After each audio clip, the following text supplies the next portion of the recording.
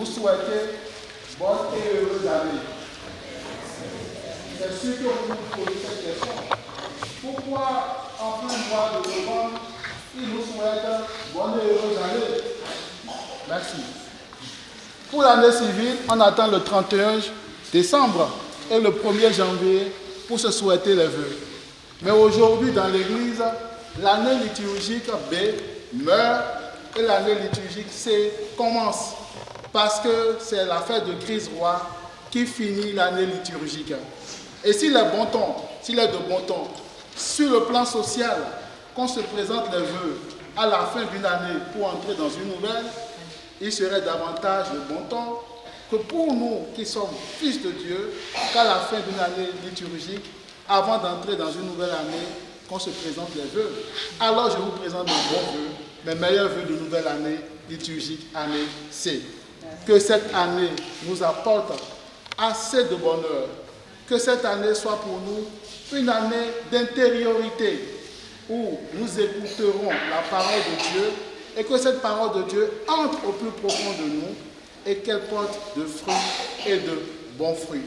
Que cette année liturgique qui commence soit pour nous une année de sanctification, parce que c'est le but de la vie chrétienne. Saint Séraphine de Sarro disait, le but de la vie chrétienne, c'est l'acquisition du Saint-Esprit. Mais le Saint-Esprit, on l'acquiert pourquoi? On acquiert le Saint-Esprit pour être saint, parce que c'est le Saint-Esprit qui nous purifie, c'est lui qui nous sanctifie. Aujourd'hui, nous célébrons Christ, roi de l'univers. Et l'évangile que nous venons d'entendre nous met devant un tableau contrasté. Pilate, qui est roi, je voudrais que vous imaginiez un peu son trône au prétoire où Jésus se présente à lui. Il s'agit en réalité de la rencontre de deux rois, un roi humain et un roi divin. Un roi qui fait montrer ou qui fait montre de sa puissance et un autre roi qui ne reconnaît même pas qu'il est roi, alors que c'est lui qui est le roi des rois. Il dit à Pilate, c'est toi qui dis que je suis roi. Moi, je suis venu dans le monde pour rendre témoignage à la vérité. Et là, devant ce contraste, ce tableau contrasté, on peut se demander quel est le sens de la fête d'aujourd'hui. Nous fêtons Jésus-Christ, roi de l'univers. Dans l'anthropologie sociale, culturelle africaine, un roi doit avoir certains éléments constitutifs. Qu'est-ce qui fait le roi? Quand vous allez voir un roi, c'est d'abord là où il habite. C'est son palais. Un roi a toujours un palais. Vous êtes allé à Abomey, vous avez vu la reine, vous êtes entré dans son palais. Un roi ne déambule pas. Un roi ne se promène pas. Un roi ne se pavane pas. Un roi, il a une maison, il a un palais. Quand vous allez voir le roi, il doit avoir nécessairement un trône. Il n'y a pas de roi sans trône. Et vous allez voir dans les rivalités, dans les querelles entre les royaumes, quand on arrive à voler ou à mettre les grappins sur votre trône, c'est que vous n'êtes plus roi. Et donc, le trône est rattaché à la royauté. Deuxième élément constitutif de la royauté. Troisième élément, vous verrez toujours le roi avoir son bâton de commandement. Sans bâton de commandement, on n'est pas roi. Parce qu'arrivé à un certain moment, c'est avec ce bâton de commandement, quand le roi dit et il sort le bâton, tout cesse. Comme on dit, Rome a parlé dans l'église. Rome a parlé avec le bâton de commandement. On pourrait assimiler nos pères évêques avec leur crosse comme roi. Dans une certaine mesure, c'est vrai. Mais ce n'est pas un bâton pour écraser, mais c'est un bâton pour amener les brebis perdues dans la bergerie. Quatrième élément constitutif d'un roi, vous êtes allé à Abomey, vous avez vu les Agodiers. Il y a toujours une armée qui combat pour le roi. Et c'est d'ailleurs pourquoi Jésus dit dans l'Évangile, si ma royauté était de ce monde, j'aurais déjà une armée pour que je ne sois pas livré aux Juifs. Et donc, quatrième élément constitutif, c'est l'armée. Cinquième élément constitutif pour une royauté humaine, c'est la couronne du roi ou la couronne de la reine. Il n'y a pas de royauté sans diadème. Il n'y a pas de royauté sans couronne. Et donc les rois de ce monde tiennent compte de ces éléments constitutifs. Mais le roi que nous célébrons aujourd'hui est un roi extraordinaire. C'est un roi qui dit, les fils des hommes ont vous posé la tête, mais le fils de l'homme n'a pas vous posé la tête. Ça voudrait dire qu'il n'a pas de royaume. C'est un péripatéticien. Il se promène, il évangélise, il annonce la bonne nouvelle. Là où le soleil meurt, c'est là où il dort. Le roi que nous célébrons n'a pas de palais. De trône. Regardez son trône. C'est la croix. Qui est son trône? Alors que les rois humains font des trônes en or, Mobutu Sese Seko.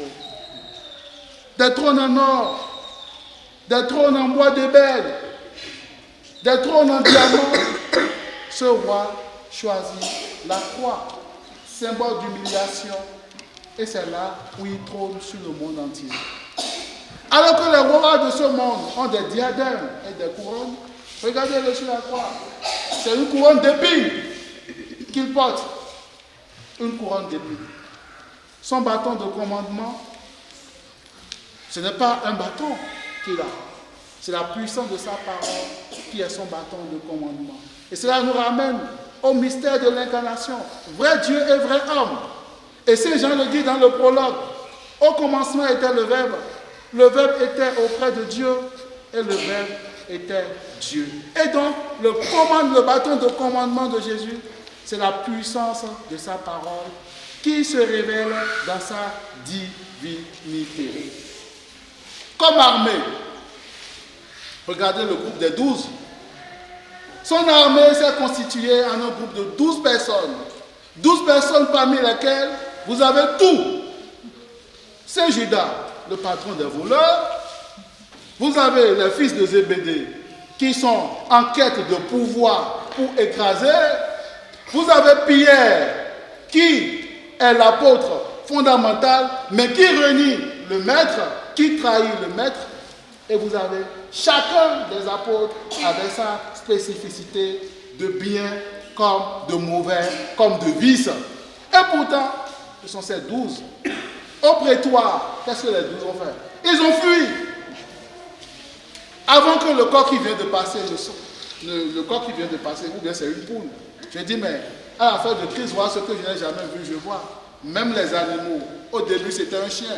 Et là, c'est une poule qui est passée. Donc, même les animaux reconnaissent la royauté du maître et sont venus l'adorer. Donc, le roi que nous célébrons aujourd'hui s'inscrit aux antipodes des rois de ce monde.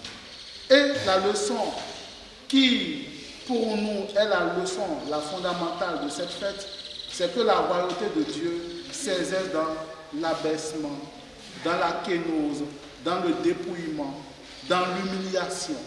C'est là où la royauté de Dieu se déploie. Et vous et moi, à certains moments, nous avons une mémoire. La mémoire peut captiver ce qui peut la rehausser, comme la mémoire peut captiver ce qui peut la détruire. Nous avons des blessures intérieures que nous portons. Et ces blessures intérieures peuvent même être historiques. Mais aujourd'hui, nous devons faire un pas.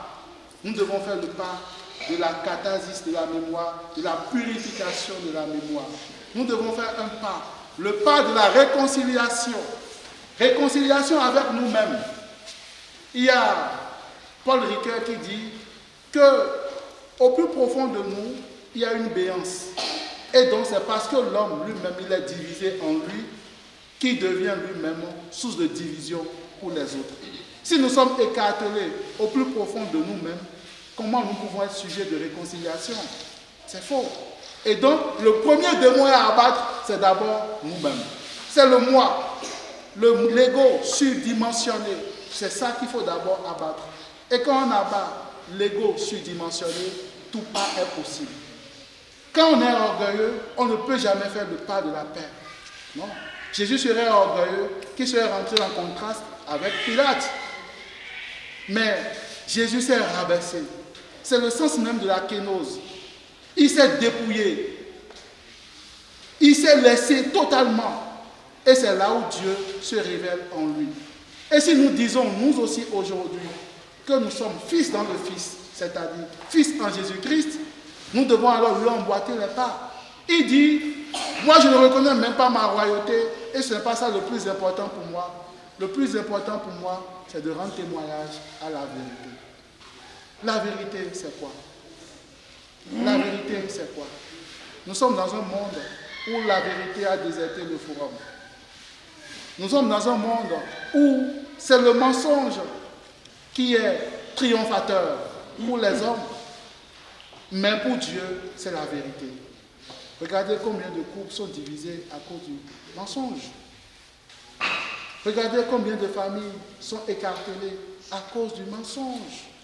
Regardez comment des pays sont en guerre à cause du mensonge, de l'orgueil, l'ego surdimensionné. Et donc, la vérité, dans la vérité, si nous sommes vraiment fils dans le Fils, c'est que nous aussi, nous vivons vraiment dans cette vérité. La vérité rend libre. Celui qui ment, tout des astuces pour passer à travers, pour passer. Mais quand tu vis dans la vérité, ta vie est un livre ouvert. On n'a même pas besoin de lentilles, de microscope pour lire. C'est ouvert. Parce que tu n'as pas peur. Tu n'as pas peur. La vérité libère toujours l'homme. Il n'y a pas de réconciliation sans vérité.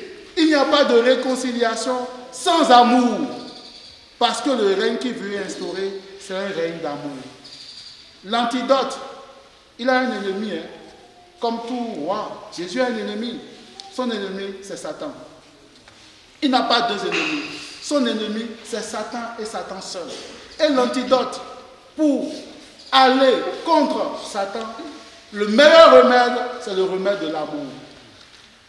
Parce que là où il y a la vérité, il y a toujours l'amour. Et le psaume nous dit, amour et vérité s'embrassent et perdent. Amour et vérité s'embrassent. On ne peut pas être dans la vérité, on ne peut pas dire qu'on est amoureux et demeurer dans le mensonge. Non, la frère du Christ roi doit pouvoir nous enlever ces menottes-là du mensonge. Parce que nous sommes prisonniers du mensonge. Mensonge historique, mensonge social, mensonge familial, toutes sortes de mensonges. Et aujourd'hui, nous devons demander la grâce de la libération. Parce que le Christ qui est roi de l'univers nous libère de nous-mêmes, nous libère de nos peurs, il nous libère de nos torpeurs, il nous libère de tout ce qui nous aliène et qui nous empêche de contempler sa face. Êtes-vous prêts à embarquer dans cette vérité de Dieu qui libère? Ou voulons-nous être prisonniers du mensonge et prisonniers du monde? Si nous sommes du monde, nous allons nous asseoir dans le péché et dans le mensonge. Mais si nous sommes vraiment du Christ, roi de l'univers, sachons déjà qu'il nous a libérés et nous devons entrer dans cette mouvance, dans cette dynamique, au jour le jour. Et ce n'est que sur sa grâce qu'on peut compter. Vous et moi, nous sommes des êtres fragiles. Et c'est en étant accrochés, en étant connectés au Seigneur, qu'on peut avoir la force de l'âme pour demeurer dans la vérité. Ce que je demande au Seigneur aujourd'hui, pour chacun de nous, c'est qu'il soit vraiment, comme je l'ai dit tout à l'heure, la boussole et le gouvernail de notre vie. Que le Seigneur soit vraiment celui qui nous traîne et nous entraîne dans la mouvance de la vérité qui est un don de l'Esprit Saint. Et donc, la grâce que je demande pour chacun de nous aujourd'hui, c'est la grâce de l'ouverture à l'Esprit Saint. L'Esprit Saint, quand vous l'avez, vous avez tout. Qui a l'Esprit Saint a tout. C'est l'Esprit Saint qui nous fait crier Abba. Tous les dons, c'est l'Esprit Saint. Tout ce qui est vertu, c'est l'Esprit Saint qui donne. Mais c'est le parent pauvre dans la Trinité. Très peu évoque et convoque l'Esprit Saint.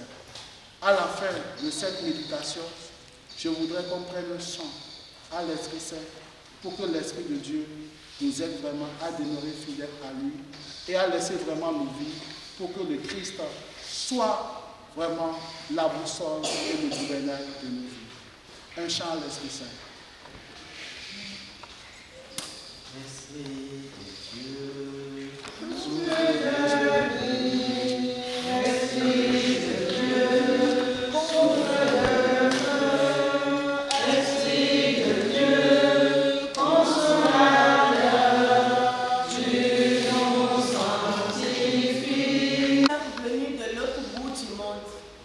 recevez les salutations de bonne onde.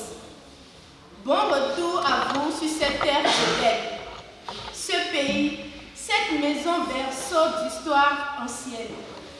Là où nos ancêtres chantaient sous les arbres et à la belle étoile. Avant que ce maudit voyage ne brise leur joie et ne mette les voiles. Vous, fils de l'Afrique, vos racines au son de nos rites font l'unanimité d'une mélodie sympathique, un écho des cales sombres, des vents brisés que le résume, mais aussi des résistances jamais effacées par l'histoire. Parce que, restés gravés dans les pierres de la gloire, ici, chaque grain de sable murmure vos noms, chaque souffle du vent raconte vos questions. Pourquoi? Comment? Quand reviendrons-nous?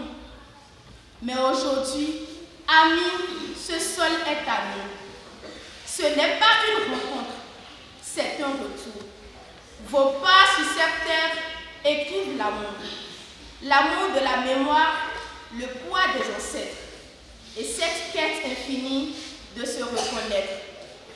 Réconciliation, oui, entre les rives, entre le passé et l'espoir qui nous motive, car sous les étoiles d'Afrique et des Antilles, nous sommes un peuple, une même famille.